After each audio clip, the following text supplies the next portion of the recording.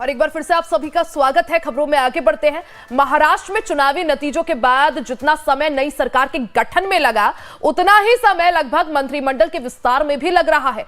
राज्य में गठबंधन की सरकार है, जिससे लाजमी है कि विभागों के बंटवारे को लेकर लंबे समय से खींचतान चल रही है। लेकिन अब मंत्रिमंडल का विस्तार कब होगा, यह साफ हो गया है। जी हां, शीतकालीन सत्र की शुरुआत से पहले 15 दिसंबर को फडणवीस की सरकार अपने कैबिनेट को नया रूप देगी।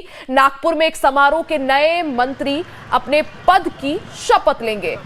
संभावना जताई जा रही है कि 30 से 32 मंत्री शपथ ले सकते हैं। महाराष्ट्र में मंत्रिमंडल में मुख्यमंत्री सहित अधिकतम 43 सदस्य हो सकते हैं।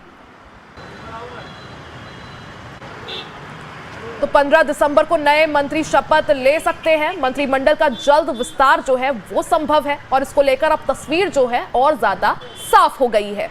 तो महाराष्ट्र कैबिनेट का संभावित विस्तार जो है उसके बारे में आपको समझा दें। मंत्रिमंडल में कुल मिलाकर 43 सदस्य हो सकते हैं, लेकिन अभी जो मंत्री शपथ लेंगे, सामने ये बात आ रही है कि 30 से 32 मंत्री शपथ ले सकते हैं, जिनमें से 15 से 16 बीजेपी विधायक मंत्री बन सकते हैं। शिंदे गुट की अगर बात करें तो शिंदे गुट से 10 विधायक शपथ ले सकते हैं। वहीं अजित पवार गुट से 8 मंत्री बन सकते हैं। तो जो मंत्री परिषद है उसमें कुल संख्या जो है 43 सदस्यों की है।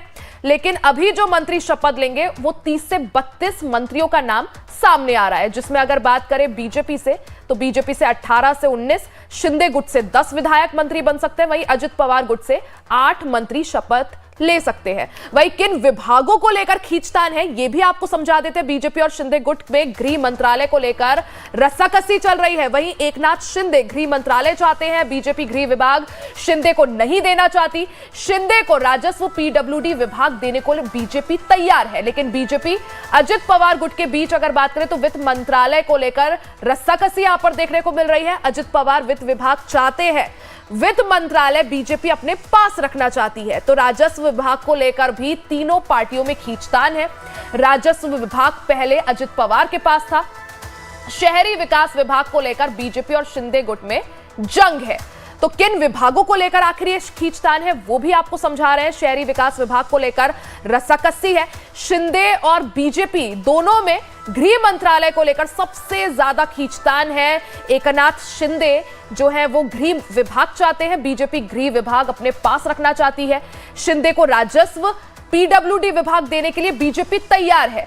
वहीं अगर बीजेपी और अजित पवार गुट की बात करें तो बीजेपी और अजित पवार गुट में वित्त विभाग को लेकर भी गहमागहमी है। गौरतलब है कि 16 दिसंबर से महाराष्ट्र विधानसभा का शीतकालीन सत्र शुरू हो रहा है। इससे पहले मंत्रिमंडल का विस्तार जरूरी है, यानी सत्र की शुरुआत के साथ ही विधानसभा के स्पीकर और वाइस स्पीकर का भी चुनाव होगा। सत्र की शुरुआत से पहले नागपुर में ही चायपान का आयोजन भी किया गया है। इससे पहले सभी नए मंत्री अपने पद की शपथ लेंगे।